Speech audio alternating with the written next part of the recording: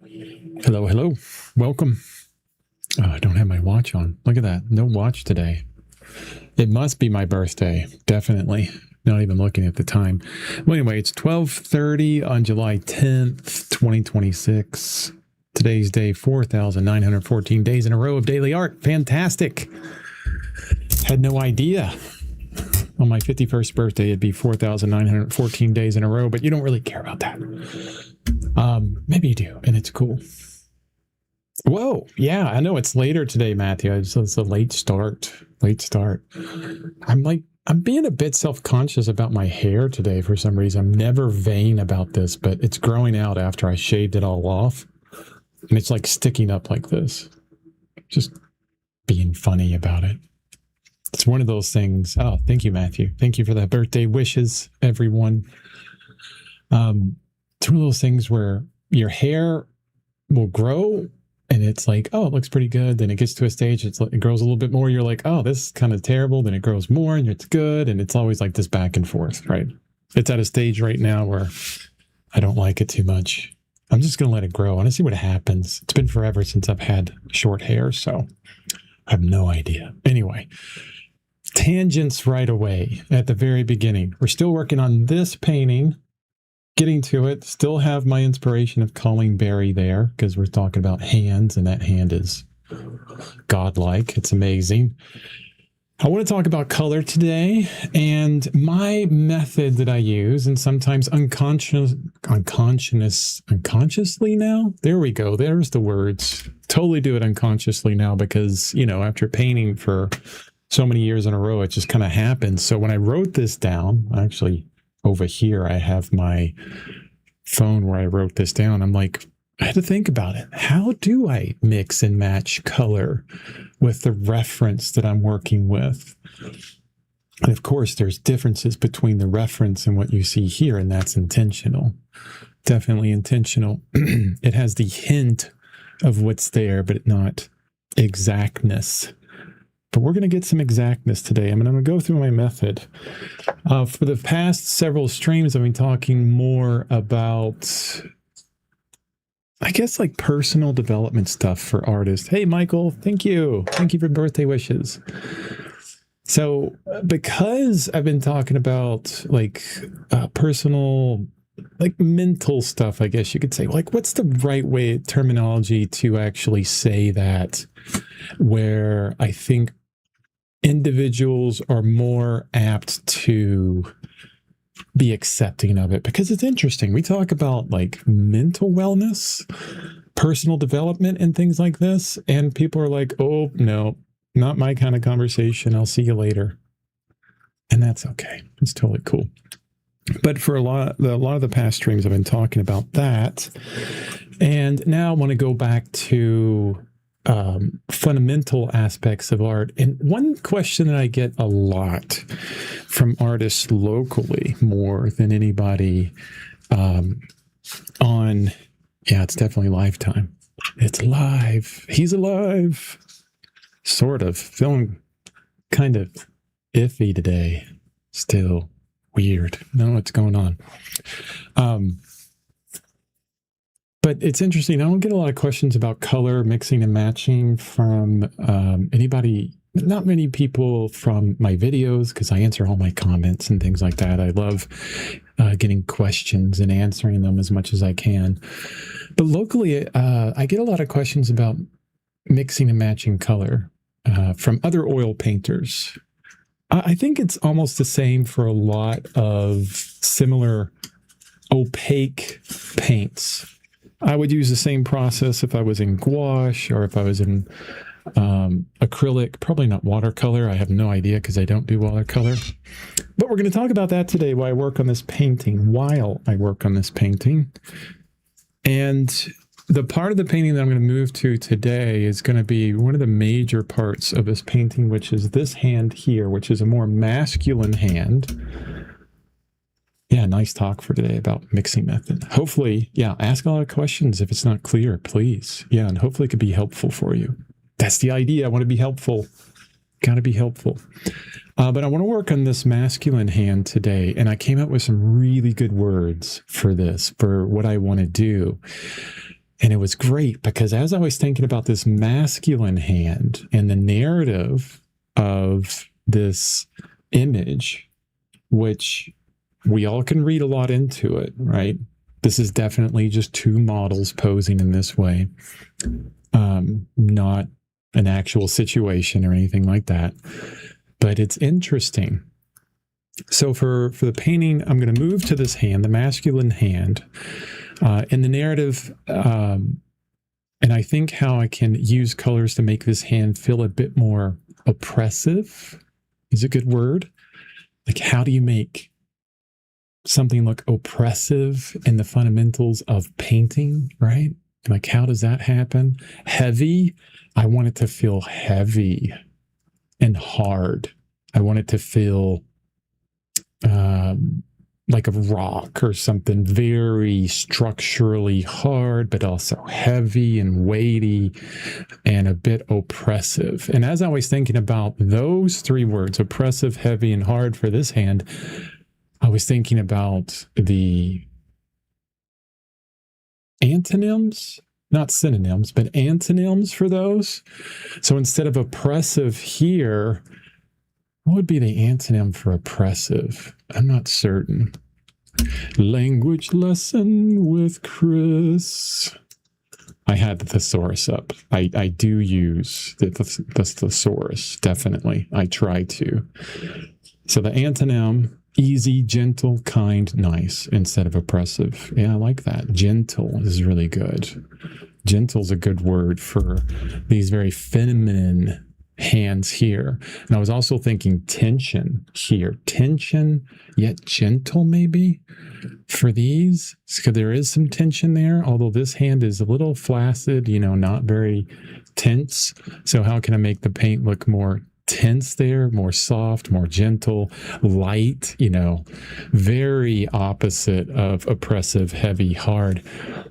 I love that idea. When we get into like narrative aspects of our painting and we start to think about what's happening in this scene beyond just, the fundamentals of light and shadow and drawing and perspective and proportion and all this stuff, we come up with all these words that can send us down roads where we begin to start applying paint differently.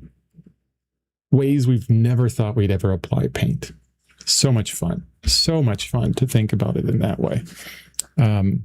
We apply paint. We don't let just the image tell the narrative for us anymore.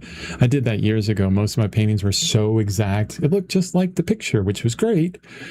But I let the picture tell the narrative. Whereas now I'm at a point where I feel like I can help that narrative through the application of paint and how I put that on. Will you move at cool temperature at this hand? Oh, that's a good one. And at the shadows, yeah. So that's a good question. We're going to be talking about oppressive, heavy, and hard. And then I like where you're going with this, because the very first thing you do is you take these words, right? And after you say them, you could say something like, what does an oppressive brushstroke look like? What is an oppressive color for us? For you, the artist, specifically.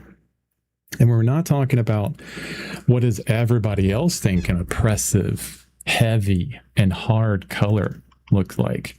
No, that's up for us, the artist, the person actually doing the painting, to interpret. And our interpretation of that is the most important within it.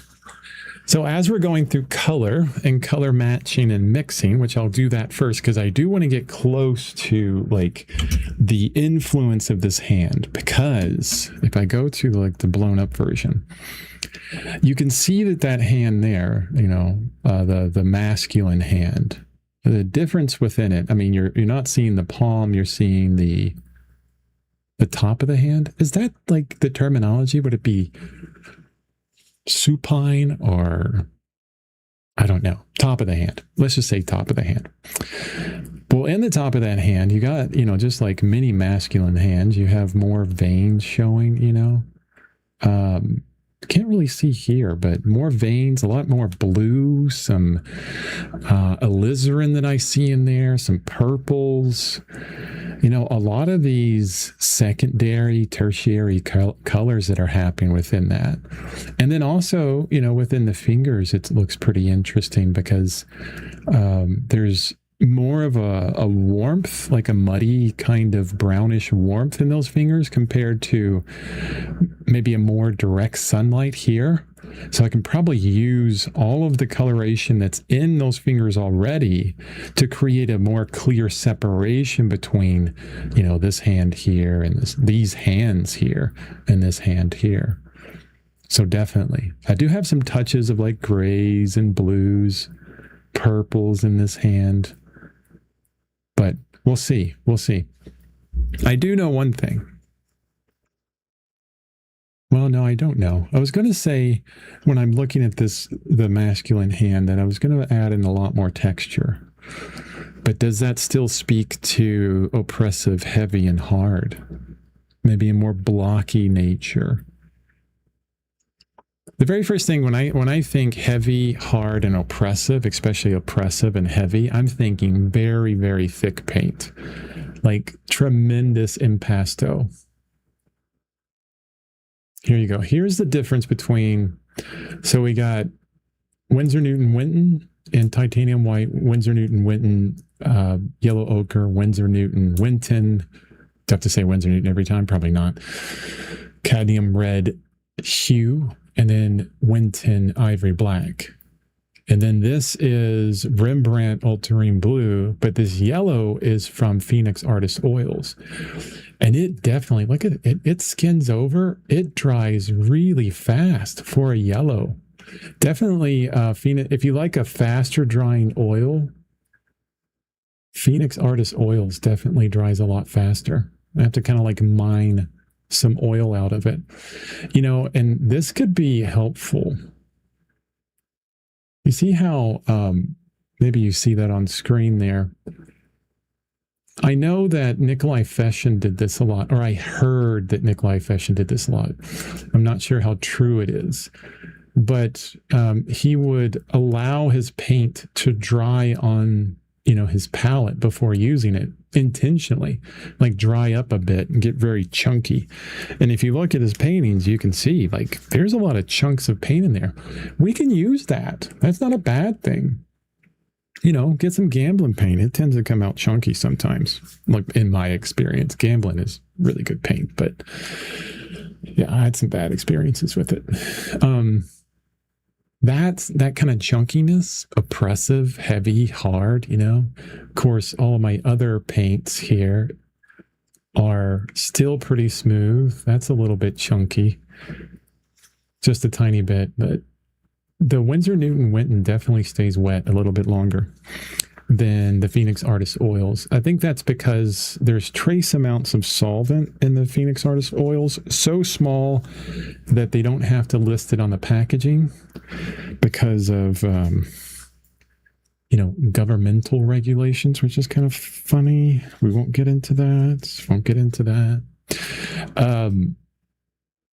Avoid the controversy at all costs. Okay, here's where I'm going to start. When you think hard, what are you thinking? I'm thinking a rock. What's the major color of a rock? And thick paint. So big chunk of black and then white, gray. We're going to start with gray here, okay? Oh, wait, but we need to start like actually mixing a matching color. But this is kind of good too. Because sometimes I'll mix up a gray on my palette to just have something to neutralize easy. It's a very easy neutralization for coloration. I'm just going to leave that brush with gray in it. Get a new brush. You can neutralize colors in several ways. Usually, well, yeah, several ways I would say, but we can add a gray to it, a white or black or gray, you know. That, and side note already, if you add white to any color, it's called tinting it. If you add black to a color, it's called shading it. And if you add gray to a color, it's called toning it. Interesting, right? It's a very specific terminology for that. Not sure why. And yes, I just started my stream, baby, and I just fed you, so I don't know what you want. Love? You want love? The kitten's calling, and I must answer, I think. We'll see. We'll give you some time to figure it out. So I'm going to zoom in on my iPad. You can't see this, but I'm going to zoom in over here. The shadow color here that I have down on my paper so far is very green. This is like super green comparatively. And when I'm looking at the hands of that figure, it's a combination of like, you know, the blue of the veins kind of running underneath the skin, plus some like reddish, almost alizarin purples.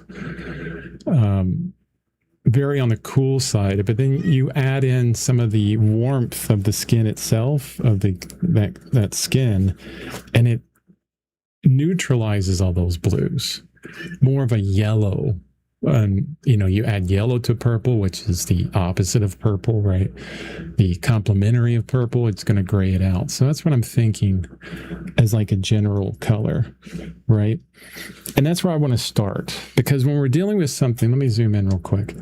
When we're dealing with something like as complex as a hand, where there's like a million different colors in that one hand, it's like, where do you start? We could start with the detail of you know, I see the veins within that, or the knuckles, or the light side of the hands, you know, something a little bit more simple, maybe. I put that in quotes, you couldn't see, but maybe a little bit more simple. But I want to put down like kind of a general tone, a general idea of color down there, and then figure that out in a moment. Let me take care of my kitty real quick. What? Just yelling at me. Just yelling.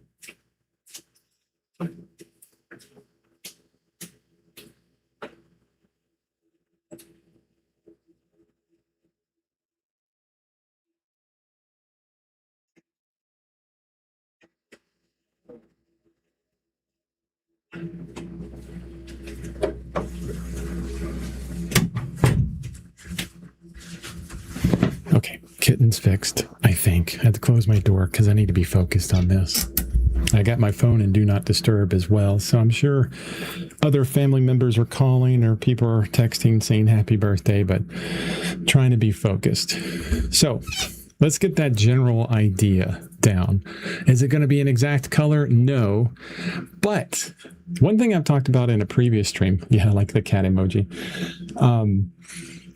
One of the things I talked about in the previous stream is color is all relative, right? And if we get this kind of idea of a general kind of base down, I want this to be thick as well. So that's going to be fun. If we get kind of a general base down, everything that we'll put on top of it is going to, it's going to be easier to make it a little bit closer. Like, for example, when we're trying to mix and match color at the very beginning of our painting, and we're on white canvas or white paper, or even gray gray is a neutral gray. It's a lot easier to see what color you're putting on it, right? But to mix and match relative of what you're looking at, it depends on what's next to it, okay? So when you're very first starting out, let's say we're starting on white, okay? That's getting close too. It's actually pretty close to that gray. It needs to be a bit lighter though. All of your initial colors are going to be off. You'll probably get pretty close, but because you're painting on white, it's going to really kind of throw you off of the exactness of those colors. So we kind of do this block in, we're trying to sneak up on it. We're like, I think that's it, but because it's right next to white, I can't really tell. But let's put some splashes of like thin paint down for just a general idea. Okay. And then I'll use that to kind of jump off of, okay, to get a relative idea and a bit closer each time. That was a bit dark, so I want to make it a little bit lighter. Still want to go a bit lighter. These shadow areas, I'm always trying to really bring up the value a little bit more than normal on these. It's a kind of a stylistic concern really right now, rather than any kind of specific thing. I can always get darker in places. I can always get lighter, but this is more like a general thing. You can see I really get rid of all that green that's there. Left a little bit of it, just splashing some things down, okay? And that's what we do, right? Because it was green, because it was so far off, just like on white, when we were very first starting out, put a general kind of color down, get pretty close to it, as close as you can. And it could be in this kind of block-in stage like you see up here at the top. You know, it's just big block-in of like a value that's somewhat close to what's over there. Right color? No. Right drawing? No. But it's something that will help you out. You know, like we look at this and go, wow, that's very purple compared to the arm over there. Maybe I'll tone it down, especially as we get further away from the focal point. But, you know, not too bad right now, okay? The value could come down as well to really brighten that up. So we have this like general thing down, general kind of color. What am I going to go for specifically? What do I see happening that I really want to grab? You know, the very first thing I'm going to do, just like if I was drawing something, I would go for what I think is easiest to get to first. Okay. What I look at and I go, oh, it's more of an accent color. And it's on these knuckles of the hand. I want to kind of go back and forth between this. Maybe stay there for a bit. You don't need to see me all the time. Probably is distracting anyways. So this knuckle here, right? You can see on this finger. So this is the ring finger. We got the pinky finger, the ring finger. And as I'm looking at that knuckle, it falls right below this knuckle here. The hilt of the knife is moved compared to the image. But yeah, it's in the right place. So if I were to want to mix and match this, the very first place that I'm going to start is hue. Okay, well, before I get into that, so color is made up of three different things: hue, value, saturation. You could also call chroma for saturation, hue, value, and chroma. As far as importance within those, I would put value at number one. I've talked about this before. You can make masterpiece paintings with just black and the white canvas, black and white, and that's value. And that's why we place value first, is because it's what describes form. And in representational work, value is very, very, very, very important. So we could place that first. Saturation, I would say, would be secondary to that, and hue very last. Because when we get into maybe saturation and hue are right at the same as far as like rating the importance of the two, but value is always the most important. And in most instances, people will separate value out of color and just deal with value alone. But, when we're mixing and matching color, I start with hue first. Now, this is my method, okay? You could start with value, but I think we always start with hue. This is kind of like, we're kids in school. You know, what do I see? What color is that knuckle? If I had to put one color to it, which hue is the name of a color, it'd be red, right? This knuckle is like kind of got a red tinge to it. Now, I could be very specific. Is it a very bluish red or a warmish red? Does it have high saturation, low? All that kind of stuff we'll get into. But the very first thing is establishing, is it red? Is it green? Is it yellow? Is it blue? Is it white? Is it black? So that's where we begin. That's where I'm going to start. I'm just going to take a big chunk of red, the last bit of red that I have. Okay. And we'll put that down. Yeah, we know it's got mostly red in it. Okay, let's start with red. Probably could be better if I had an alizarin on my palette and I wanted something easier to mix, like I could get to faster, right? And then I could go, oh, that's an alizarin. But that doesn't happen all the time.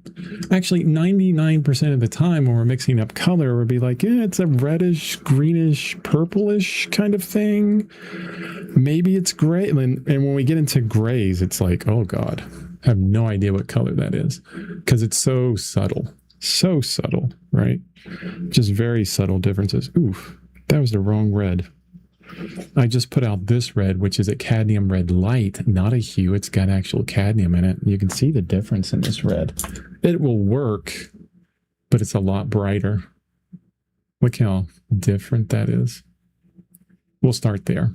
That will be fine. Working with cadmium now. Ugh. I'm not going to throw it away, you know. Okay. So we'll start with red. That's what we begin with. It's easier to name. And that's where we start. Now, the next thing is value, okay? Because it is the most important. I would say definitely, oh, and you're not seeing my palette. Managing the stream. Let's do it this way. I'm going to take this big photo and go boom over here and then remove that color. And we'll just focus on this hand and I'll put it close that way. Yeah. Okay. That way we have like a next to kind of comparison and you guys can go, you're so wrong on that color, Chris. So way off. What are you doing? You know, the funny thing about this is I'll match colors. I'll match this color to how I see it on this iPad over here on the left and on this paper that I see in real life, whereas you're seeing translations from this video camera all the way through, you know, the internet, and then on your specific monitor or cell phone or something. You know, working in web development for years, I remember talking to big companies. It doesn't look good on my screen. What screen do you have? Like a billion of them out there. So not so fun when we're matching color over multiple different screens. So keep that in mind. Red. Okay, red. We can do this. Let's make it super simple and easy. Let's just throw it down. Oof. You know, that's actually really interesting. When I do this, okay, it's in the right place. That's another thing. We got to make sure we put these things in the right place. It's in the right place, pretty much, pretty close to there. But when I look at it, you know, number one, I'm thinking saturation. Like saturation is like off the charts there. I mean, it's cadmium red light right out of the tube. You can't get more saturated than that. You know, that is, you know, a Munsell color wheel. It's on the outside of the color wheel. It's like off the charts saturation. It's the most saturated of all colors in oil paint, I think. Cadmium red light or something close to it, right? So super saturation's there. But I was thinking the value would be too bright. But as I'm looking at it, squinting down, I'm thinking that, you know, it's darker than I thought. It could still go a little bit darker. And that's what we're talking about on value. It can go a little bit darker, but we don't want to take value by itself when we're doing this, because now that we have this red here, everything we add to it is going to adjust it. If we add a white to it, it will make it lighter and it'll also neutralize it. So we'll get a little bit closer to pink, right? If we add a blue to it, let's say it does need to go a little bit darker, right? Where do I need to take it? Do I need to take it into more of a bluish red, a grayish red, a orangish red, you know, these kind of things? I would say it needs to go towards more of a cool red. So and it needs to go darker. And this is where we all get mixed up, okay? Because we have a color and we know we need to adjust it someplace, right? And we look at it here. We know it needs to get darker. And we even know, we could say it needs to be a bit cooler. It needs to go towards a alizarin, which is more blue or red. But then if we have like 15 different colors on our palette, And this was, I was talking about, limited palettes being so much more helpful because it limits your choices, a little bit easier to make decisions. Which color would we use to make this cooler and darker at the same time if we had like a phthalo blue, an ultramarine blue, maybe like a sap green or a phthalo green or even black. And you're like, well, I got even a burnt umber. Well, that's going to be warmer, so we won't use that. But here I have two places to go. Everything else is about the same value. My yellow ochre, my yellow, my white, all the same value. The only thing that will make it darker, talking about value, are these two, ultramarine blue and black. And we needed to go cooler. So ultramarine blue. It's a warm black. It is definitely cooler than this red. Everything's cooler than that red, right? Cooler as in blue. I need to be specific on this. Although the ivory black will gray it out a bit more. But I know what ivory black's going to do to it. It's going to be like a dark warm, okay? Closer to like an umber or a sienna. I know this from just working with it, okay? If I do a ultramarine blue with it, need more red, it gets a little bit more bluer, but not much. It's amazing how similar. Oh my God. Wait, that's the same color. Am I learning my palette a bit better as I'm doing this? Yes. Look at that. What? Why do I even have black on here if that's going to be the same? It does different for the other things. That is so interesting. Look at that. It's like the same mixture, same exact color. I wish you could see that color the way I could see it in real life, right? But it's basically the same, black or blue. It's the same. Pretty cool. All right, so let's put that on there. We're going to go right over what was there, or try to. And you're still like, ugh, yeah, that's not working. What happened to it? Well, it's still, we got closer on the value, but now it's just like still too intense. It's like this intense kind of brown thing, right? Ooh, not there. And don't worry, I'll simplify this a bit more. We will simplify it a bit more. The benefits of simplicity, simple palette. The benefits of a person that's taught this more often than me would be a lot greater. I'm already complicating the whole process. So as I see when we put that down, we need to gray this out more. It definitely needs to be neutralized. Instead of saying gray, let's neutralize it a bit more. And we could do that one of two ways. We could add a yellow to it, like we added a blue. Blue and red make, blue and yellow make green. We add that to red and we get a neutralized color because green is the opposite of red. You neutralize it, right? Or we can add the gray. I think I'm going to go for gray because I mixed it up. It's a bit easier. Let's put the gray in there. Okay. I like that. It lightened it up a bit more. You can see the differences in that gray there. I feel like I need to put more light on my palette because holy cows, I'm looking at it on my screen. It looks so much darker. That's the nature of video. You're just not going to see the vibrance and stuff of, everything I'm doing here. And that's the great thing about selling paintings online. People will look at a painting. I want it a little bit lighter. So I'm going to add white. It's going to gray it out a bit more. People will look at a painting to buy online. And then when they get it home, it's like, oh my God, it's so much better. So much better. Always. So it's like a nice surprise.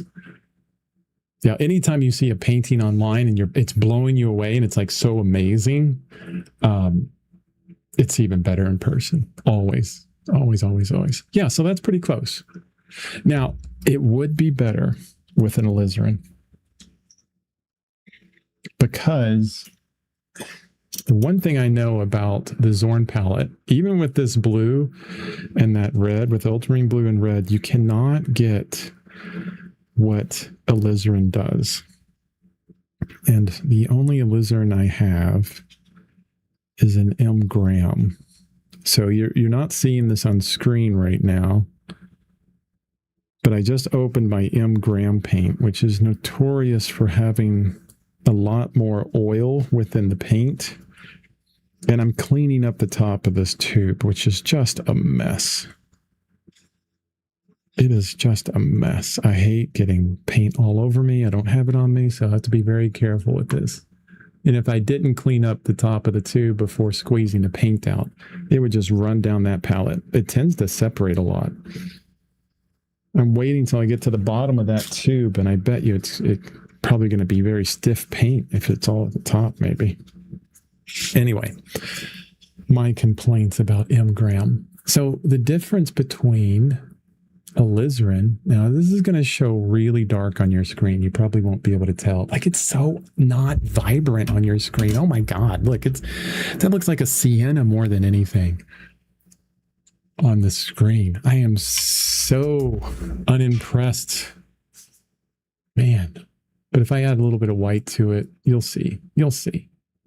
These darker colors, we add a little bit of white and it's like, oh, so much more intense. Yeah, more intense in real life than what you're seeing. And this gets close to the color of that knuckle right away. Now, normally, I don't have any problem with this color here, okay, what I just put down, because I know I have a harmonious palette here. I mean, it'd be more harmonious without this yellow. I'm trying to push some things, but adding in this extra red, I'm almost to, yeah, basically am like a split primary now. 2 different yellows, 2 different reds, 2 different blues, and a white. Yeah. Which is a very complex palette. Oh my gosh. It's like a million different changes you can make. But hue, if we started with hue, like I said, starting here, I would have been like 90% of the way there already with what I wanted. I have the color that I like. It's more of an alizarin on that knuckle. It's a bit darker and way too intense. So too dark, way too intense. What's the best thing? What's the best color we can go to bring down the value and lower its intensity right away? Our first choice is white, because it's kind of a purple. You know, I could add yellow. Let's see what yellow does. I'm actually having fun with color. Oof. Like, this yellow will bring down intensity of that red, okay? Of the alizarin. But it's more of like an orangey color. Still way too intense.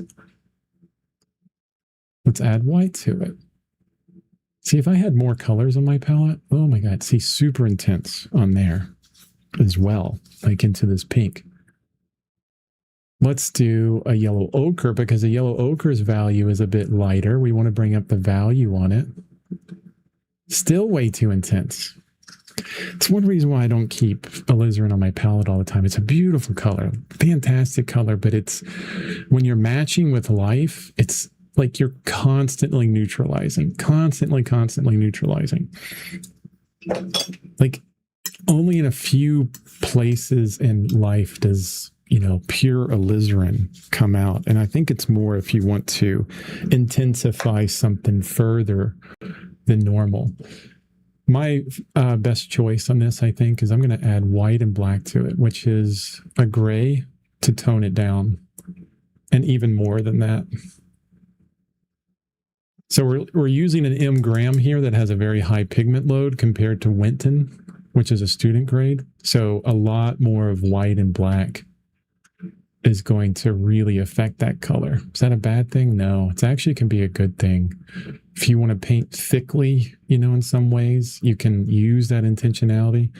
And that really brought it down. Still, I think, yeah, that's actually really darn close to that color. So I basically just tone the color with a gray to bring it down. Okay, let me simplify this process a bit more. I'm getting better talking about this, hopefully. Let's do it one more time. Let's move on. Actually, we'll do another color. Like, as we move this knuckle down, And I'm going to soften this out a lot. Number one, as we move down, there's this wonderful color where the hand gets a bit lighter. It's more kind of like this warmish yellow thing, right? Word on the stream is that it's your birthday today, so happy birthday. Hey, thanks, Dennis. Appreciate it. 51 today. Big 5-1. Hopefully I'll make it to 11-1. Be my 51st birthday and then 11st birthday eventually. Hopefully that'd be nice. Hopefully you know that reference. Lord of the Rings. 11st. Okay. So a very different color right here. It's right in between those two veins. You see, it's going up this way, making that kind of like cool shape. Let's just do that whole thing. So a lot warmer than this purple, more into like the yellows, like a reddish yellow. Okay. See, I start with hue again, but not so saturated yellow. Of course, I'm not going to start with my lemon yellow. So let's just start with yellow ochre. I can even throw it down here, right? Yeah, not too bad. Not too bad. Like, okay. Looking good on the value, right? Hey, Chris. Hey, Chris. Or Chris says, hey, Chris. And I say, hey, Chris. So confusing. Hey, there's another person. Hi, Chris. I'm painting a rooster just uploaded to YouTube a little while ago. Oh, cool. Like to see that. Share your channel if you're uploading to YouTube. Definitely. There's more than enough people on here to check out your channel as well as mine. So value's not too bad. So we got the hue, we got the value right on, but saturation needs to change and probably move towards a more red or yellow. Okay. And bring the saturation down. So if I want a more warmer reddish yellow, the only way I can go with this palette is, well, I could go with my alizarin, but we know that that's super intense. It will bring the value down, but we just did a mixture here and it will bring the intensity way up, right? So we need to, keep the value where it's at, but go towards a less intense, more warm, reddish kind of yellow. Okay. Holy cow. How are we going to do that? So only one place to go so far. Add some red to it to warm it up a bit more. Now we got this like crazy orange, but I need to bring that down. Let's try its opposite, which is blue. That brought it way too down. Also darkened it up. So back to my yellow to lighten it up again. Now it's too yellow. Warm it up again with the red, and we're like playing ping pong with this. A little bit better. Too dark.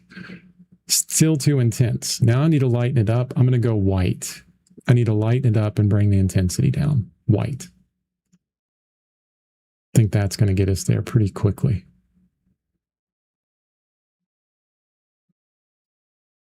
I'm trying to make this like whole matching thing simple and easy, but it's just not happening. Too yellow still. Let's go white with red. And I think I'm going to add some black in there, some ivory black to gray it all out, to really just gray it down. That might be a little bit too light.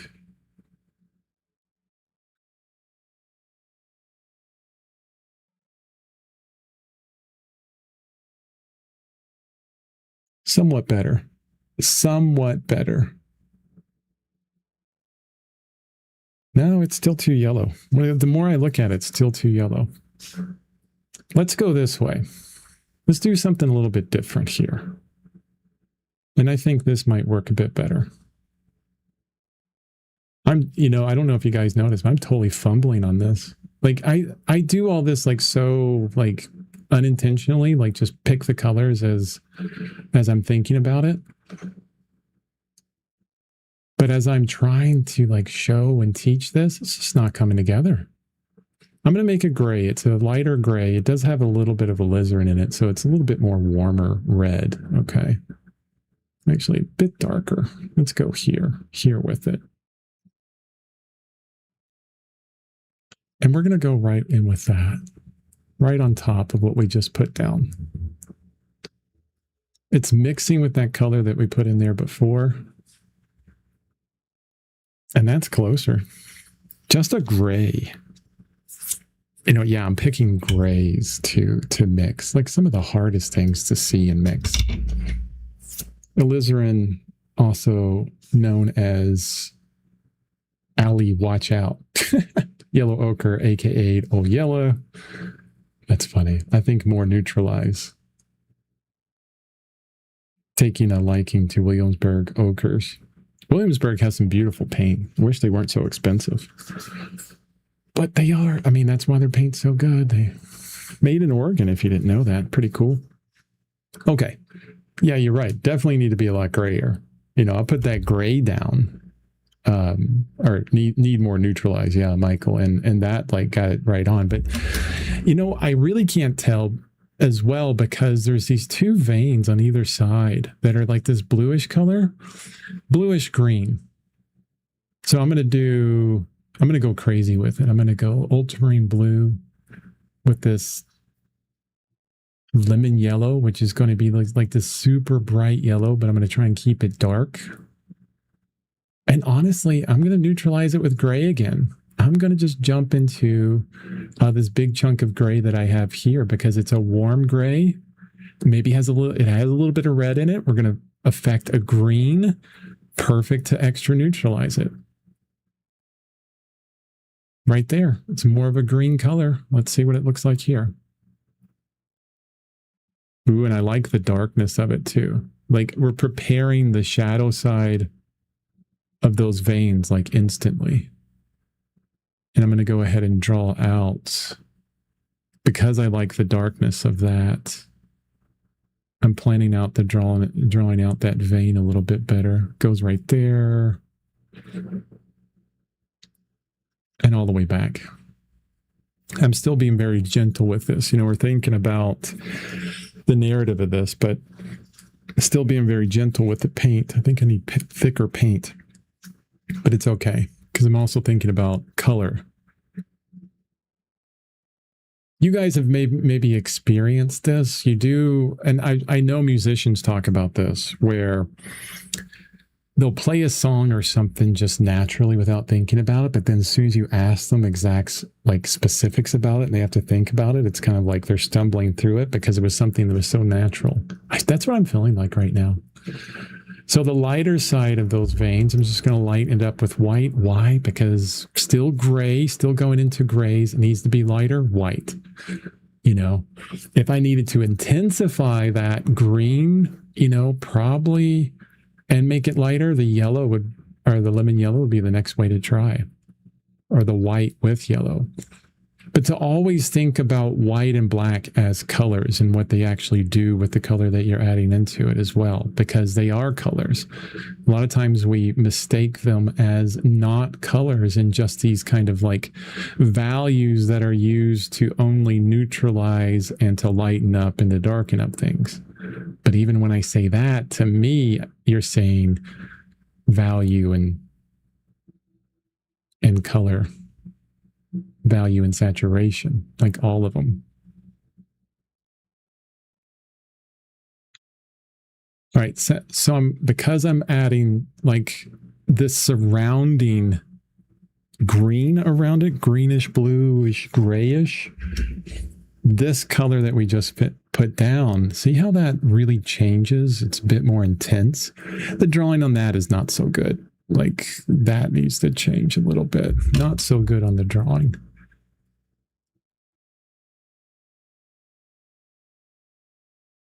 Need to fix that a bit.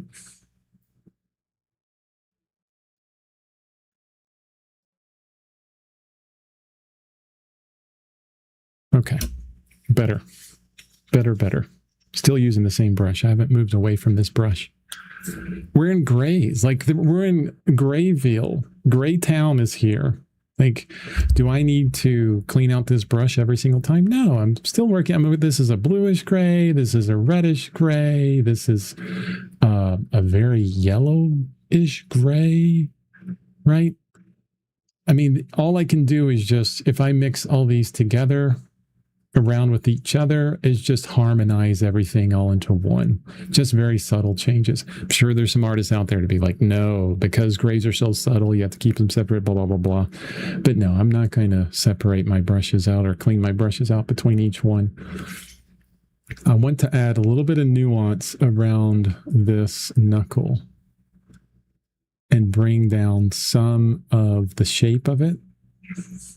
Remember, we're always thinking about drawing as well, because I'm painting and trying to mix these colors. So you mix the color and you got to put it in the right place after you shape your brush to the shape that you need to allow you to put down the color where you want it.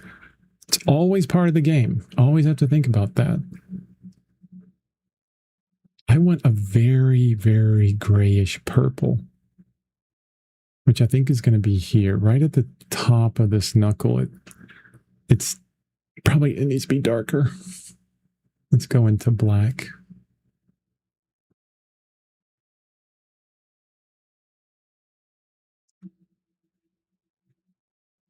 Very gray. Oof, I made it too dark. Now, the one thing I'm noticing, and this is interesting as I'm thinking about it, as I'm talking to you about this stuff, because I would do this in my head right away. But I'm noticing that every color I mix up here feels a lot lighter than when I put it on my canvas. So this feels very light. And then I put it over here and I'm like, oh, it's too dark. Like I thought when we put the red down, I was like, oh, that value needs to come down a lot. But I put it over here. I'm like, no, it really doesn't. It's not too far off. So noticing that, and it could be where you have more light on your palette rather than your surface. And that happens a lot, especially, and this is why I use a vertical palette, because it helps out with this a lot, is you can have both your surface and your palette in the same exact light. I have two different lights on either side, so that could be affecting it. Or it's just, relative coloration, what's happening around everything, right? But if you had your palette down here underneath, kind of where, flat, most of the time there's a different light up here than there is here. And you start getting used to that. And you start making adjustments to your values based on the difference that's going to happen. I think you all know what I'm talking about on that.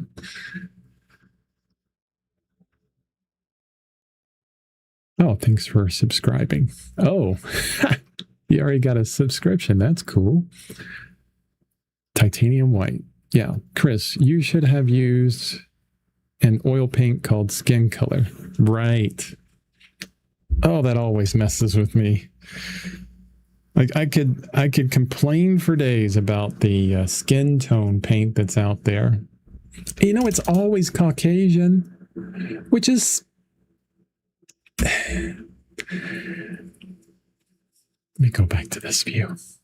It's always Caucasian, the skin tones. I hate to say the R word, but that's racist. It's a racist color. I'm sorry. And not only that, it doesn't, it's like, what skin? What Caucasian person and what light, And I mean, if you just took the skin tone color that they make, right? And I think Michael Harding makes a skin tone color, which I'm like, oh, come on, grow up. Welcome to the 2000s, right?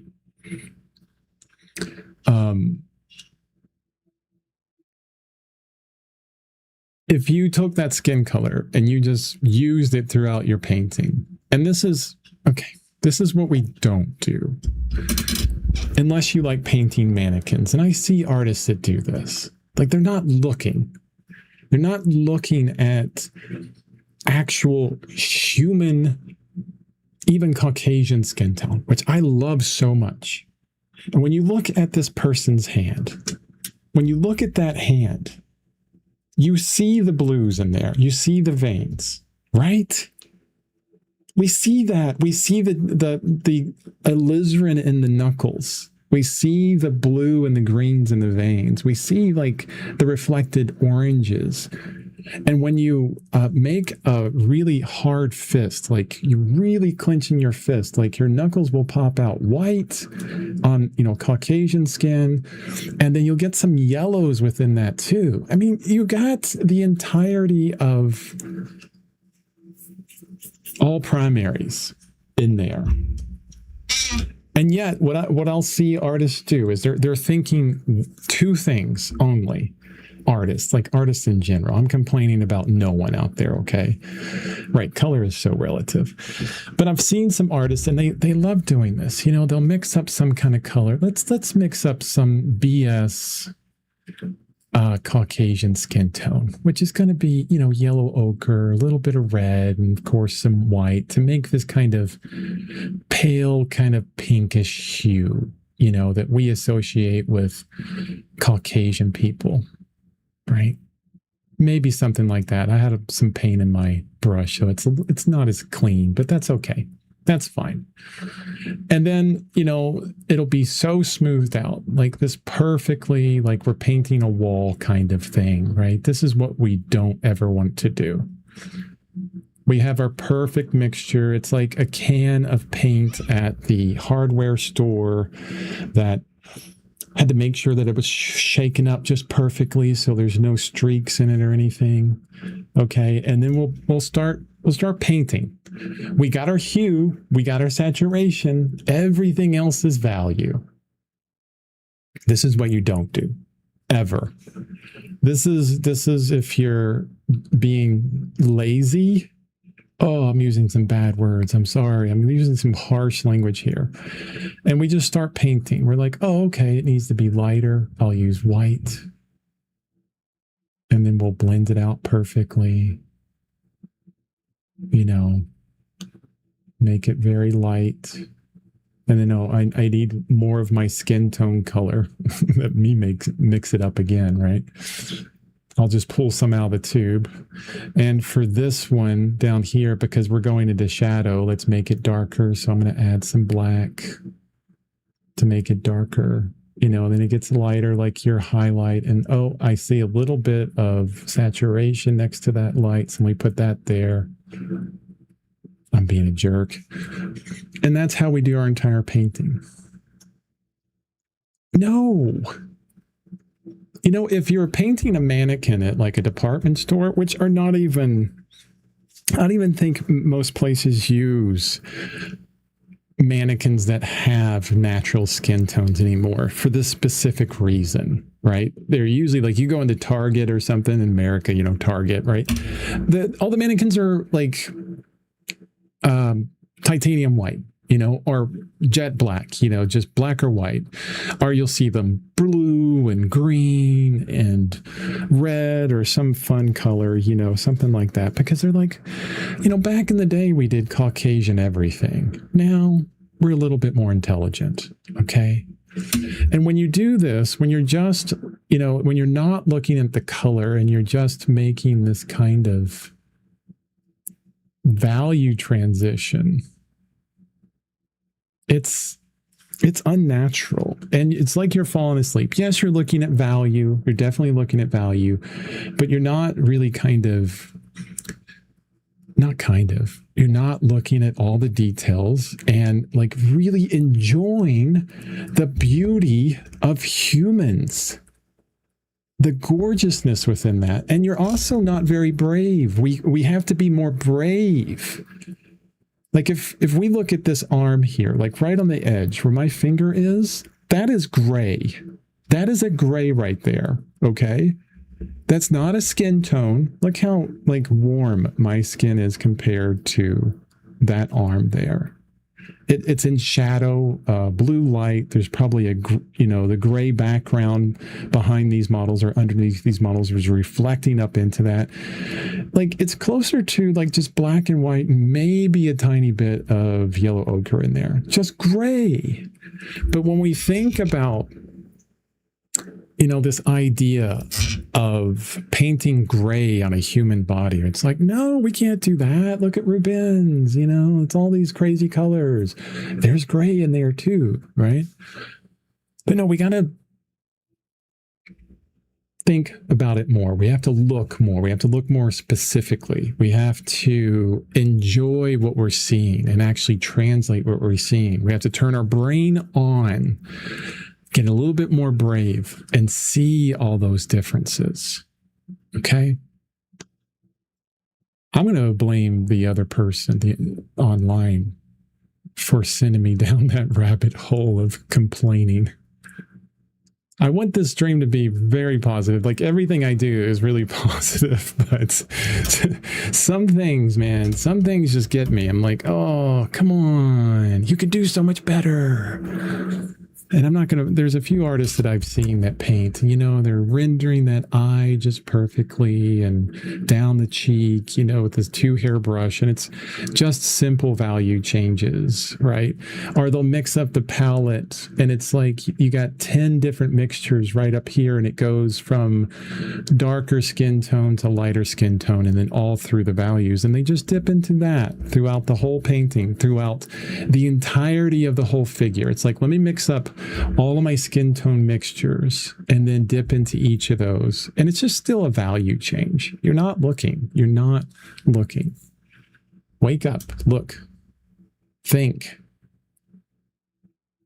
For example, this right here is just gray. That's it, just a gray. And if I put this down right on the top of that vein, the highlight, that's that color. It's not warmer than that. I bet you I could argue with so many painters for days about how gray life is. It's amazingly gray, more gray than we think. We can all curse Monet and the darn Impressionists. No, and then everybody on the planet. Stupid Van Gogh and your awesomeness, making everything super bright when it's not. When everybody was enjoying color and like really finding the beauty and like saturation during the Impressionist times. And, Van Gogh getting caught deeply into that when he was in Arles and making, some of the best paintings ever painted on the planet. But that's not actual life. And then, it really permeates throughout all of the photos we take as well. Ooh, and I put that on the wrong side. No, did I? No, pinky there. Yeah, I did. It's supposed to go over here, Chris. Look at that. I'm complaining so much that I'm screwing up my painting. So there you go. Complaint over. I'm going to step off of that soapbox and get back to doing what I'm supposed to be doing. So I think I was on the right track at the very beginning by making up a gray right away. And it was more kind of unconscious. But then as soon as I started thinking about like this whole process of mixing and matching color, I got away from that. But here's the process. We start with hue. We think of value afterwards, and then saturation. But when you're making up a color for this whole hand here, like gray, it's just gray and variations of gray throughout the whole thing. It's in shadow. We can determine that normally, like if things are in shadow, they'll be a little bit more desaturated than things in the light. They'll definitely be more desaturated than when they transition from light to shadow. There's some saturation that happens there in some instances, excuse me. But definitely a bit grayer. Like if we look at this purple here compared to that arm, let me zoom in again. Like that's super purple, like much more intense, right? We can see that difference.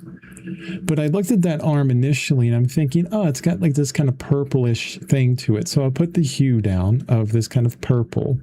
And then after that, it's all about value and saturation. It needs to be a little bit darker, a little less saturated.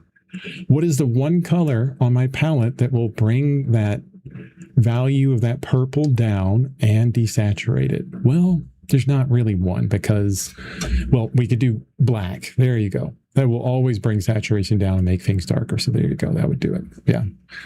I was thinking more of like using an opposite with some kind of yellow mixture with a blue or a black, you know, maybe a greenish kind of color to bring it down, just a tiny bit of it to bring that down. Hey, Omar. Omar says, hey, Chris, there's a way of doing value matching, but the two value do a different purpose. Oh, you have to explain that a bit more. I'm not understanding what you're saying there. There's a way of doing value matching, but the two values do, you know, have a different purpose within them. I know I was talking, what you're making me think about, Omar, is especially with very intense images that we're looking at. Like if you're painting an orange is always my example, like a satsuma or an orange or something like that. A lot of times you'll do like a saturation change instead of a value change to really get the roundness of something. Oh, you're going to give me an example. Good. LOL, it's good, Chris. Thanks, another person. Okay. Now I'm kind of confused. I'm like, where do I want to go? I'm a little bit off today, guys. For some reason, I've just been under the weather for the past couple of days. Like, happy birthday. I was talking to my mom earlier, and she commented, she said, there's been several times that your wife has gone away or your partner's left on, to visit family or whatever, and you've gotten sick. And I'm like, yeah, I think that happens a lot. As soon as they leave, it's like time for me to get sick. It's pretty interesting. Okay, I want to move on to this knuckle here. So pretty similar. It's right in between, like this vein kind of splits apart and surrounds that knuckle. And the way I'm going to do this now is it definitely has alizarin in it, okay? But it's super gray compared to that alizarin. And I have to be careful with this alizarin because, oh my God, look at that. Just totally killed that whole pile. White and black. Just an easy way to gray it down. I want it darker as well, but I have to remember that things that feel darker here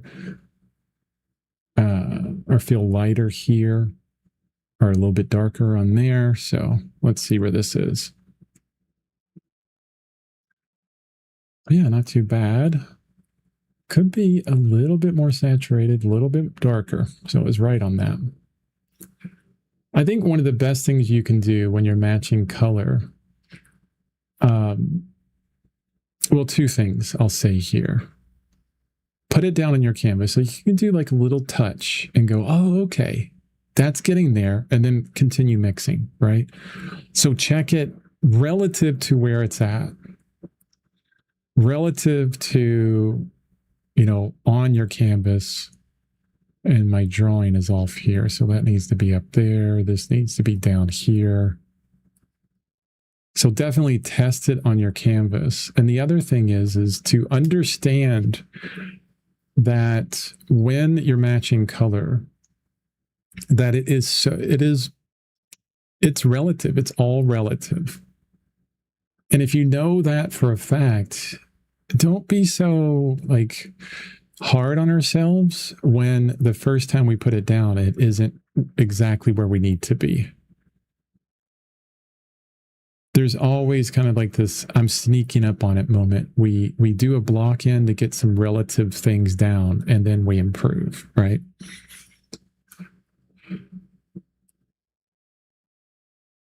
And I'm putting this in several places now, speaking of that relative idea of color. So like here feels a lot warmer, like orangey. So I'm just going to go straight for a CAD red and adjust it a bit. And the one thing that I do, and I've talked about this before, has been when I get pretty close to the color, I focus more on temperature rather than hue, because we're in the hue range. Like we got the greenish, the blue kind of thing. Then I'll move to like, is it warmer or cooler than that? And when we think about the color wheel, right? I wish I should have a color wheel that I can just pull up all the time with purple AK poople. Funny. Oh, here's Omar's example. Light cast shadows have the same value as, for example, the ambient light. I just don't know how to explain it. Shadow have the same value as okay. I kind of know what you're talking about. We can see it in so many places on the image that is showing up there, like the image that I'm working from. So what happens is we'll get a reflected light inside of shadow areas. So shadows are more affected by reflected light than anything else. For example, probably one of the better examples, like if you go outside, and usually the sky's blue above you, right? Depending on the time of day or if there's clouds or whatever. But we'll see the lighter areas of everything, like what's in sunlight as being very warm, and then the shadows being very cool. And usually we'll impart some idea from that, like, oh, warm light, cool shadows, right, is this kind of rule, which is never a rule all the time. It does, you'll see it happen in a lot of places. But especially when the sun is lower, like around golden hour, so earlier in the morning, later in the evening, you'll have a very warm light because the sun's rays are passing through the atmosphere, more of the atmosphere, and there's so many particles in there that will adjust the light of the sun to make it feel a bit warmer, okay? It's passing through a bunch of clouds and all kinds of stuff. So it'll warm it up, and definitely the shadows get a lot cooler. And what's happening is the shadows are reflecting a lot of the blue of the sky and getting even cooler than you think. If you look at Edgar Payne, Payne, Edgar Payne landscapes, you'll see this everywhere. Very cool shadows, warm sunlight, that kind of thing. It does change, like if you paint at noontime where the sun is just right overhead, there's no clouds, like it's 6,500 Kelvin, which is a very blue light. Sometimes higher than that. That's the temperature of the sun, very blue. And you'll see it at noon because all of your highlights, all the lights on everything are going to be closer to like titanium white. And you're like adding, like you're trying to paint a landscape and you're looking at all these highlights everywhere and it's just like straight titanium white, maybe a little bit of green or something like that. And everything tends to get washed out at that point because it's a very blue light. And at that point, like the shadows are confusing. You're like, they're kind of warmish, but not, because there's that reflected blue of the sky into there too, you know? But yeah, I think that's what you're talking about. Like kind of on this arm here, when we're looking at this arm. So what you can see here is this is a very cool light on this figure.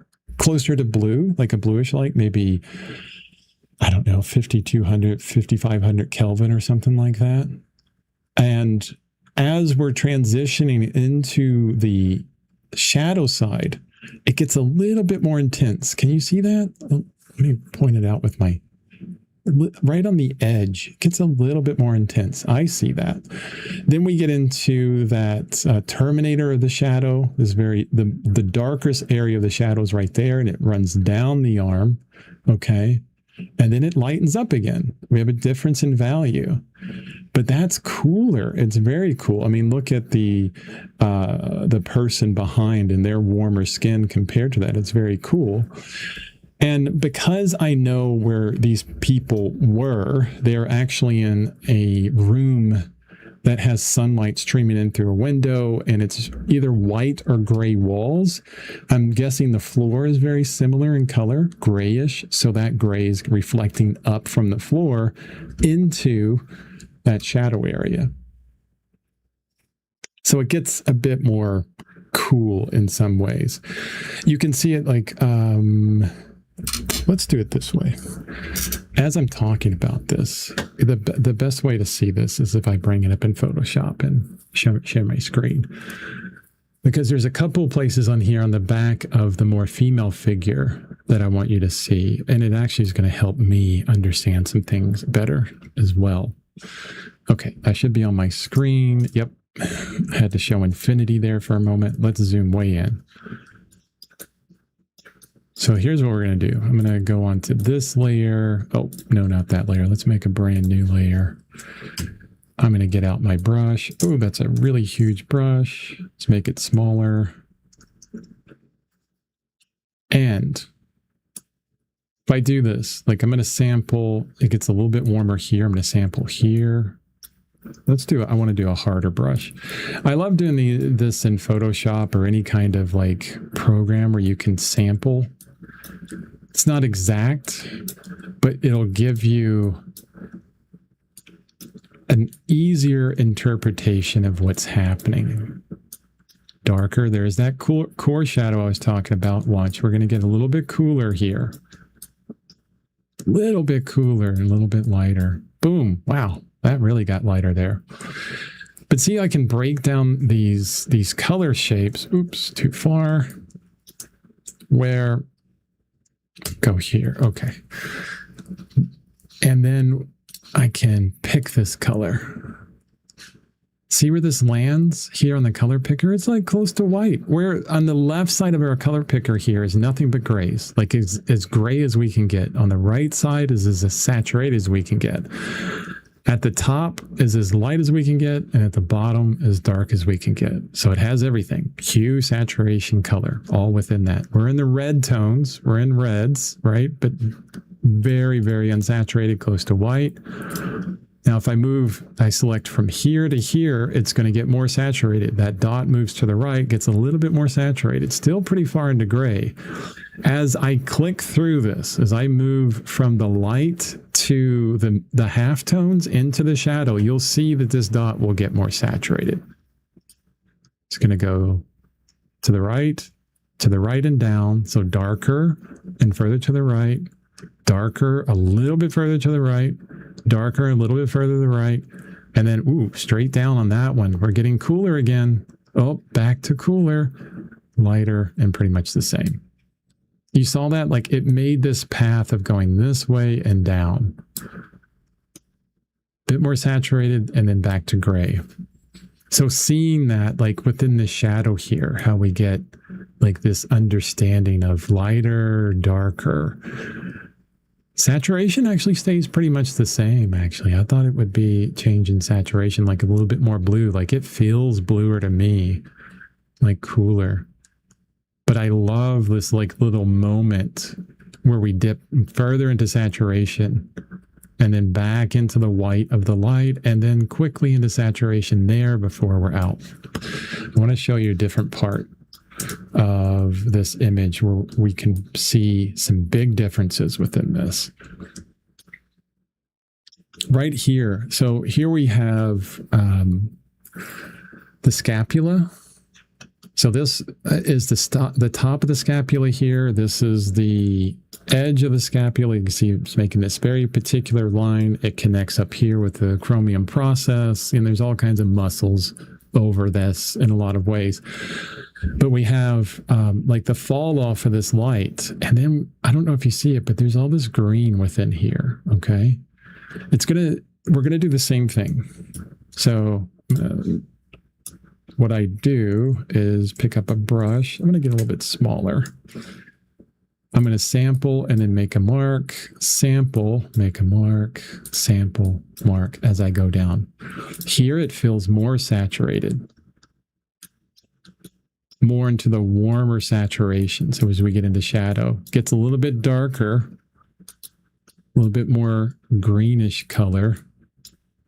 And then I think this gets very gray here. Now,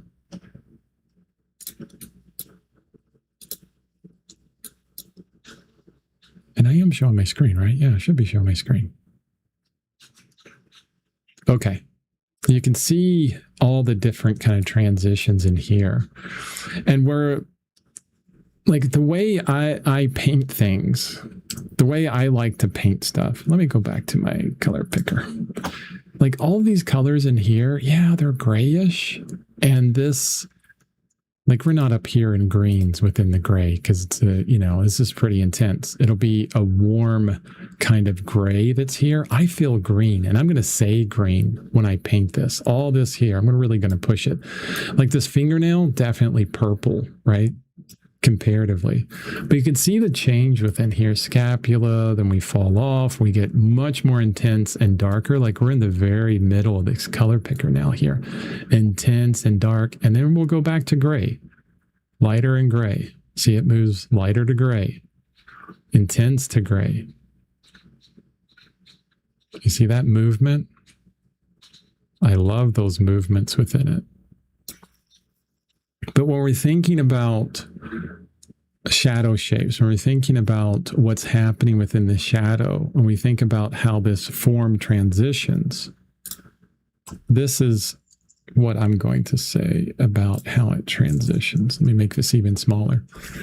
So, and I want like a blue color so I can identify this better. So as I'm looking at the scapula, I see that this part is really capturing the light. Can I get more intense blue, please? Thank you. So we're still capturing all the light right here. Like it's facing towards the light coming in the window. And then it's falling off here when we're getting a little bit more intense and we get a bit darker here. So more intense color and we're falling off, and then we get even darker here. And you can see because of that transition, this is how I'm feeling how the form is going to go. Utilizing that transition in value. And I feel that there's more of a dip here because it's cutting off the light hitting it. And it's more about getting closer to not really a cast shadow, but also where the reflected light from anywhere else, like the walls, is not hitting this area here. So it's a bit more intense. Yet when we have this transition here, this like kind of divot that happens under the scapula, we change the where the plane faces the light. And then all of a sudden it's facing a direction where it's getting more ambient light or reflected light from the walls around this person. And that's where I think all of that kind of grayish color is coming from. Okay. But then here, when we're painting this hand, this is different. This is very different because we're not dealing with subsurface scattering. We're dealing with like translucency now, the transparency of skin itself. So not only do we have all these lights affecting the roundness of this hand, and you can do it this way as well, whatever way you want to do it. Like if I were, let me zoom out a little bit. Like we could definitely see that this part of the hand is getting most of the lighter light. And then we got darker shadows here, darker shadows here. Okay. And when I remove this and go back, it's probably right there a bit more, but you can kind of see what I'm talking about. And that's really where we're seeing, that's what is describing the roundness of this hand, that very subtle transition. And it's happening right on these veins. Like these two veins here are telling me top of hand, side of hand, side of hand. Okay. So we have that. We have the generalized value that's given us this like roundness of this hand, but we also have everything in between. We got the yellows and reds here of these tendons showing through. That's a tendon there, just like this tendon. Look at that round tendon. It's crazy. This is kind of yellowish red here of that tendon. Then we have the bluish greenish kind of vein running through, and another one here. And these are subsurface items that are translucent, or that the skin is really thin on your skin, or your hands, or are these hands showing all this through. So it's affecting all those colors on top of it. It's a lot going on there. And this is really interesting. You see this band of orange here? This like really bright intensity that's happening? Yeah, actually, to be specific, it's like this. Why is that happening? Like, I see that and it's so interesting. And my guess is we got light coming in this way, hitting this arm, and then it's reflecting down here, hitting this arm in all these ways, and then coming down onto this hand. And I think that's further indicated by the shadow here that's cast by the hand. You know, there's some shadow on there. Like, this is the thumb casting a shadow here. So we have a light kind of coming over the hand, hitting here, and then reflecting down and making this orange. And then we can see when two surfaces are right close to each other, you see this occlusion shadow when things get really close to each other. It's like light can't escape, can't permeate that. There's no reflected light within there. There's not that any of that ambient light happening. So we call it an occlusion shadow. We see it definitely right here in the crease of the armpit, the back of the armpit, and right here. So this is a point in the shadow where there's no reflected light. There's no ambient light coming in. So it gets really dark. You see it's, and this is why we do outlines on things. We do a lot of outlines on things. A perfect example here is this bra strap. It's almost this perfect line, just going boop. Like, that's not a line. That's an occlusion shadow, okay? It's the smallest point where that bra is so close to the skin that ambient light doesn't penetrate, doesn't get all the way in there to lighten it up. The only places where it lightens up, well, this is how it's bent over. So there's some that beautiful reflected light there, that little bit. Like, these are the moments that I get excited about. Like, the bra is turned. There's a reflected light there on the skin that's just absolutely gorgeous. Look at this reflected light of the thumb on the back there. Oh. And that's where intensity comes in. This is going to be crazy orange. Oh, I would not make it. See, that's really intense. Like, it's not, like, I would probably, if I painted this, honestly, I'd be all the way over here with it. This is where I would paint it. Oh, I can't pick that color? What are you doing? Stupid computer. There. I would paint it like that color. Way too intense. Okay. I'm rambling now. I'm having fun looking at this and getting deeper into it. Let me go back to the stream, see if there's any comments. And I missed a couple. Hold on a second.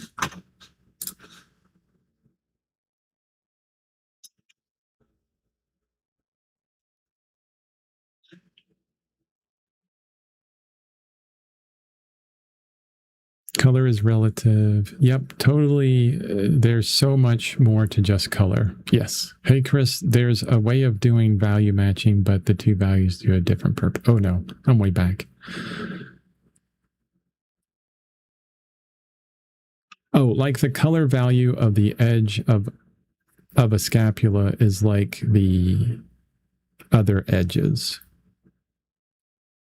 Like the color value of the edge of the scapula is like other edges.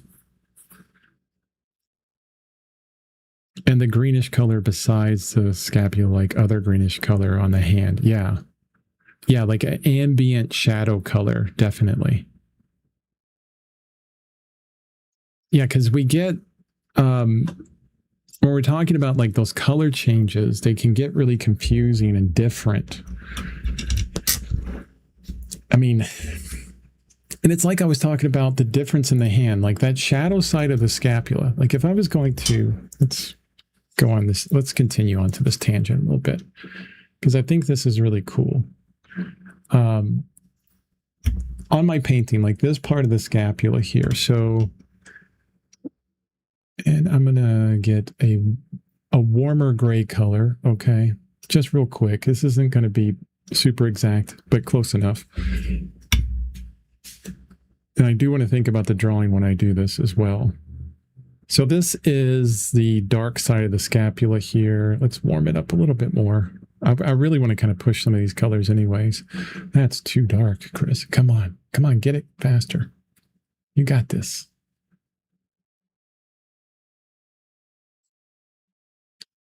Warm it up even further.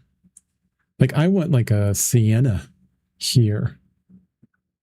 And I know how to get something close to a sienna. It's my red and my black will get close to a sienna. So this is the dark side of that scapula we were looking at, okay? And it probably has that kind of shape. Ooh, it's really dark where I'm looking at. It's probably one of the darkest things in there from what you're seeing. But man, it doesn't look like that dark on my painting. Interesting. Interesting, the adjustment. Let's lighten it up a bit. There we go. So that's the darker side of it. And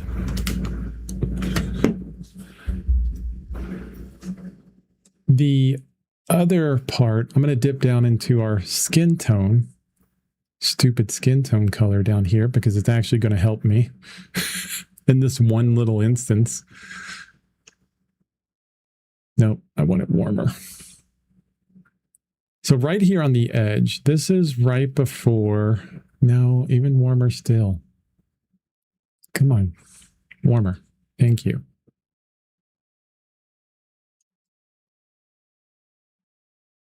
Right before we dip into the shadow, we're going to get a bit more intense and probably a little bit lighter as well. A little bit lighter than what I put down, definitely.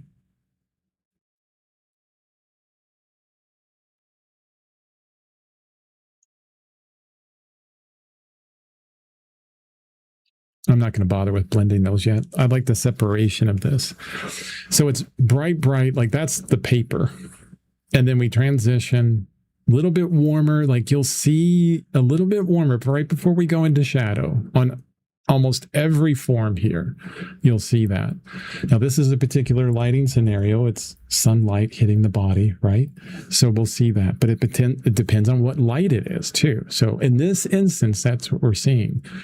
So we're in shadow here on this side, and it's a warmer area of the shadow. And usually, in a lot of ways, I see in photos the shadows getting very intense in color, more intense than a lot of places. But then we change that intensity and that color changes. It also gets lighter, and I'm dipping into a green here. I'm still keeping that warm color in my brush. And we get into a green here. I think green, but we looked at it and was more of a grayish color. You know, if we wanted to be super subtle, we would just work within those grays. Or if we want to push it, we can change it. This is even more green right there. And I could even blend this a little bit. But you see that transition. Now, is that going to happen everywhere? No, of course not. It's not going to happen everywhere. And that's what I want to kind of point out is like, I can see this in this area. It's like getting a little bit lighter here, right as we enter in the bra under this pinky, right? But here, I mean, we in the hand, in this masculine hand, we'll still see those greens and things, but is it because of the transition and ambient light coming in? No, most of it is because of the green in the veins kind of affecting the color that's hitting it. And then that really interesting kind of, let's blow this out of the water, this like crazy orangish color around the wrist here. That's really cool. And I need to be careful when I say, hey, that is really cool, and versus that's cool, that's cooler. I think this is a really fun place to play with color because we got that reflected orange light. So there's so much happening. But we can take a page out of Caravaggio's book in some of this. Now, I do have some history of Caravaggio, but one of the biggest things that Caravaggio did for us as artists is he looked at objects in real life and he said, I don't need to know the entire anatomy of this person or the entire anatomy of this horse just to paint them. Like, I want to paint the conversion of John the Baptist or whatever it is, where the St. Paul's conversion, I think, where he's fallen off the horse, right? Before Caravaggio, it's kind of like, no, you need to know everything about these objects that you're painting before you actually could paint them. And he says, no, you just need to know about reflected light. Specifically how, what light is hitting your eye. And he's so true. He's like, this is what we're going to focus on. Just that. Because if I know what light is coming off of it and hitting me in the eye, I could paint anything. I could definitely paint anything because of that. And so when we look at this photo, I mean, we're already in two-dimensional area, right? Or at least we're not trying to paint this person three-dimensionally and they're moving around all the time. When we're painting something that is two-dimensional in a photo, we don't have to do a lot of that translation from 3D to two-dimension. We can just look at this little moment and say, yeah, it's that warmer gray closer to orange. And then it gets a little bit darker, stays warm, maybe a little bit more green as we move down this little space here. And then we have a tendon that's popping up on the side there, this kind of line. And the reflected light that I see on that is closer to a very orange color, a lot lighter. And it goes down this way. I'm being too subtle with that. I'm thinking so much about color that I'm foregoing the narrative of this painting right now.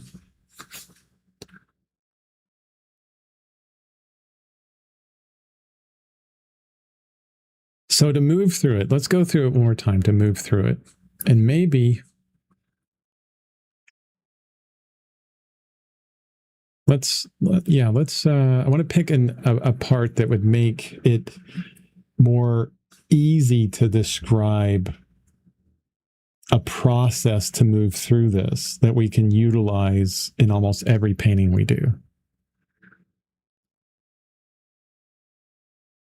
Let's work with this arm. Okay. Yeah, Caravaggio. And maybe, I don't know if you spell Caravaggio that way. If you do Google know what you're talking about.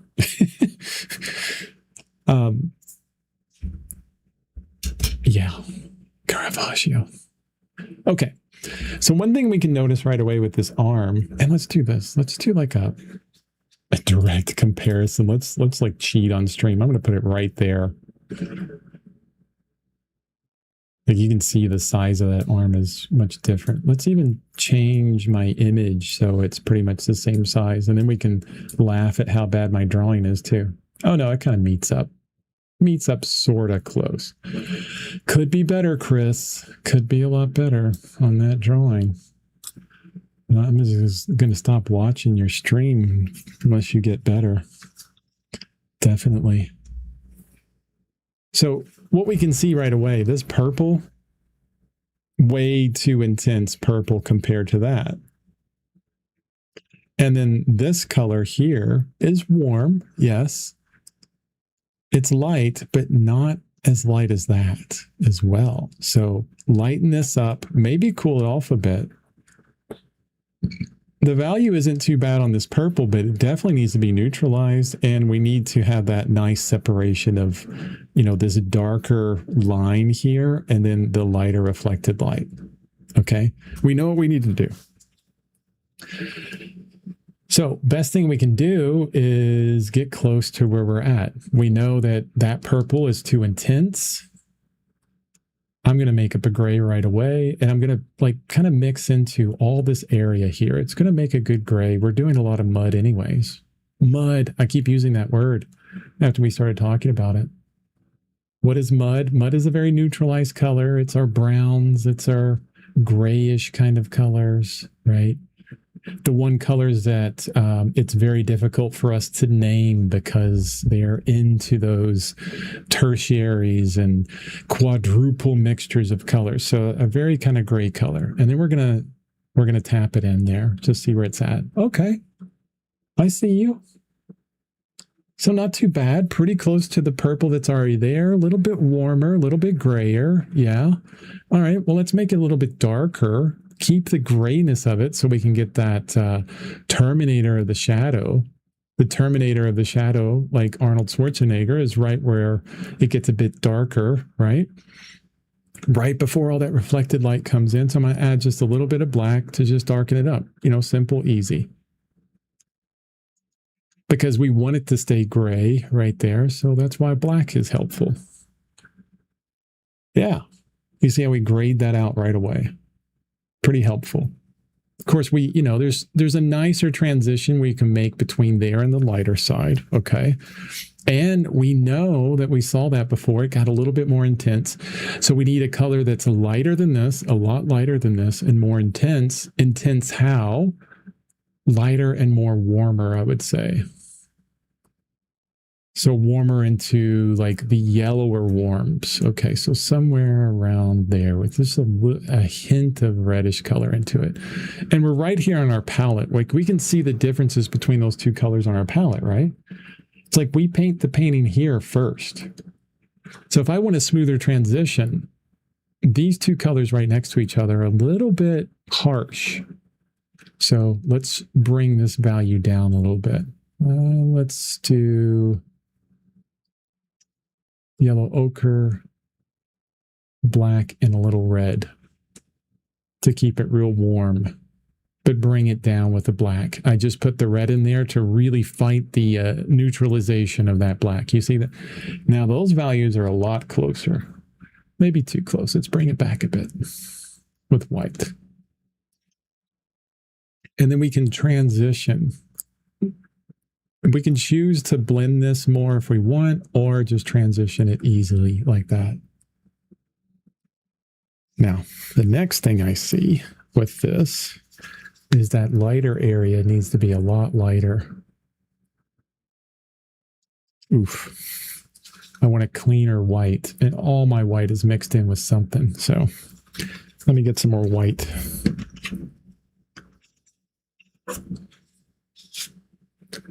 This is why I love a glass palette. It's so easy to just clean off a space with a razor blade.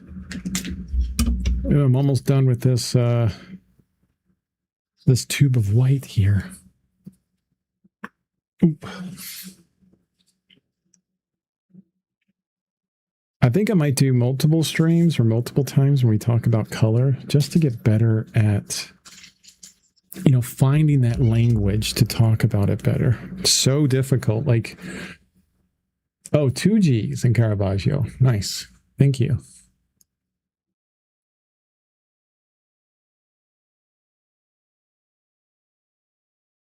There you go. Let's see where this white goes.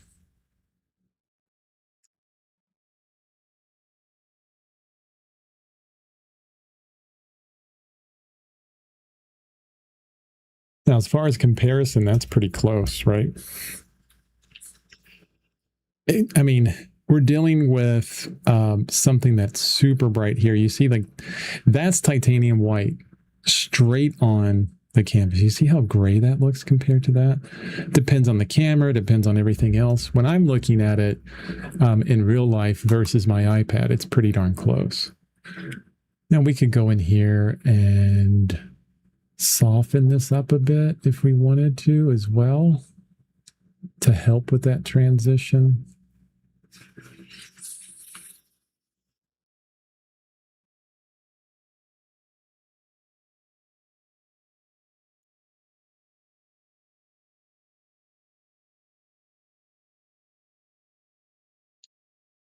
This paper's fun because it's kind of raised off a little bit, so it's bouncy.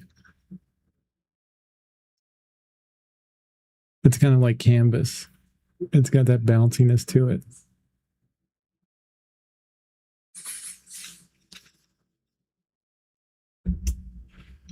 So that's a really good example right here of how, like, establishing, it's a little incongruent with the rest of the arm, but that's going to be okay. It's a really good example of how establishing like a block in and kind of getting close can help you with like some relative ideas to get, you know, right on. Actually, what I want to bring in is this purple right here on the edge. Still too purple. Let's gray that out. Like I already have this like lighter gray here. I think this will be exactly, it could be too light. Yeah, it's a little too light. Come on, black. Help me out, Ivory Black. Now it went too dark. Man, it's so subtle. So subtle. So this is that reflected light.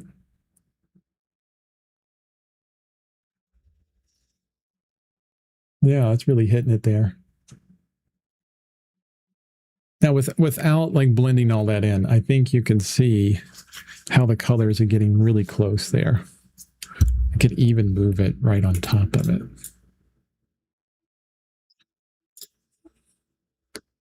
Yeah, that's maybe even still a bit too purple, but pretty darn close. I mean, close enough for, you know, what we're talking about, I think.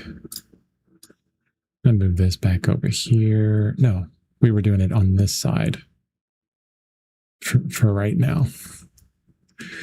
Another person says, I believe Caravaggio inspired Zorro.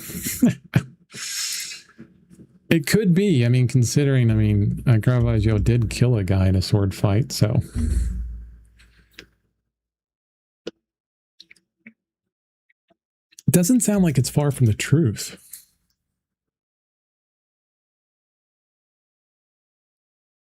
I think that's why he was run out of Rome or Italy and couldn't come back, because he killed a person. Prominent individual. I think. I'm not sure. Don't quote me on that. And Chris inspires us. Oh, good. I'm glad. We've come full circle. All right. I don't think that explanation of matching color was so helpful, honestly. It was just it felt all over the place when I was talking about it. So I need to get better at that. I totally do need to get better at that. So anybody watching this video afterwards, I apologize, but I'm going to be 100% honest. I'm not going to sit here and like lie, like that was the best. Like I know color like crazy. I think I can match color in my head better than I can talk about it, honestly. But the ways that I move through it is always fairly similar. I'm going to be ending the stream a little bit early today because, oh gosh, it's already 2 hours. Holy cow. It just goes by so wonderfully. Well, yeah, 1 hour and 50 minutes. Still feeling a little under the weather on my birthday. Kind of sucks. But anyway, I got some things down that's not too bad. It's a bit of a mess now around here. Need to play around with some stuff, but it's going to be easy to kind of bring back into place, I think, tomorrow. Tomorrow's going to have to be a day. What is tomorrow? Saturday? Yeah, tomorrow's going to have to be a day where I just focus on the painting a lot, because this is the 7th day already, and I've been getting sidetracked a lot. with more talking about things rather than, you know, getting work done on the painting. Maybe I could maybe work off the stream too. I don't know. We'll see. I'm like rambling today, guys. I apologize. One thing I will say about color and color matching is having a process to move through and talking it through, especially when you're having at the very beginning a lot of trouble with color matching, is extremely helpful. Like starting with a limited palette and limiting the amount of mixtures that you can make is very helpful. Another thing that I will say is like extremely helpful is making a color chart. I have a lot of videos on my channel. They're like from maybe a year ago now, where I made a bunch of color charts. They're fairly simple to do. You just have to know the placement of things. And they're only easy to do when you're using a limited palette like the Zorn palette here. But when you make a color chart, it gives you an understanding of what happens to colors when you mix a lot of them together. And you'll start getting these little epiphanies like, oh, I thought that was going to make this kind of pink, but it's more of a purplish kind of color. Or, wow, I've never really mixed ivory black and cadmium red together in these different amounts. And it's amazing how close to like a sienna that is. So, you know, like this right here is more kind of like a sienna color, like a raw sienna. It's probably my closest color, maybe something down there. If I need a burnt umber, this is the closest thing to a burnt umber. And I can look at this chart and go, well, that's 1 part cadmium red, 2 parts ivory black, and then down here is a trace of yellow ochre. So more black, a little bit of red, a little bit of yellow ochre, and that kind of mixture. If we look at this and go, where's my most intense green? I can say, well, it's going to be around in here, you know, which is ivory black, white, and your yellow ochre, which is not going to be a very intense green. We can say, where are my particular tones or colors that I need for the light that is hitting this Caucasian person's hand, you know, and say, oh, it's right around here. Okay, so cadmium red with a trace of yellow ochre and white, like right around there. We get that skin tone, the Caucasian skin tone color in light and bright sunlight, at least that person's skin tone, right? If we need our bluish blue, it's right here. What does it make ivory black mixed with just a little, like a trace of cad red, you know, these kind of things. But making these charts are super helpful in understanding color and the palette you're using. But starting with a limited palette first, doing color charts helps. And then having that process. Let's start with the hue first. Let's identify that. It's a red, it's an orange, it's a green, it's a purple, it's a blue. Then say, okay, well, if it's a blue, I'm going to pick ultramarine. Is it darker or lighter than ultramarine right out of the tube? Well, it's most likely lighter, you know? So we need to make it lighter, and do we need to desaturate it properly? Yes. Like anything right out of the tube, 90% of the time, you're going to desaturate it. Yeah. So it needs to be desaturated and lighter and maybe a little bit warmer. We get back into hue a little bit with temperature. So having that process, hue, value, saturation, 1, 2, 3, and then thinking about temperature adjustments within that, definitely. Okay, Chris, put this one in the $17 print box and send it out to me.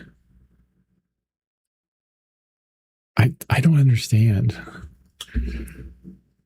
$17 print box and send it. Oh, I see. This painting, you're like, yeah, just put $17 on it and I'll send it to you. I don't know. It depends on how I feel about it afterwards. Yeah. Could be a failed painting. It's taking me forever.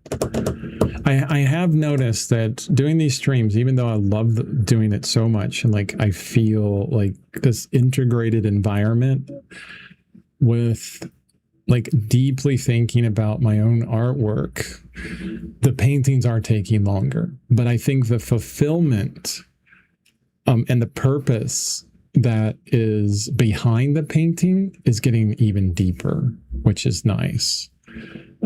So yes, more time, maybe not more effort on the painting, because honestly, I didn't put very much paint on this painting today.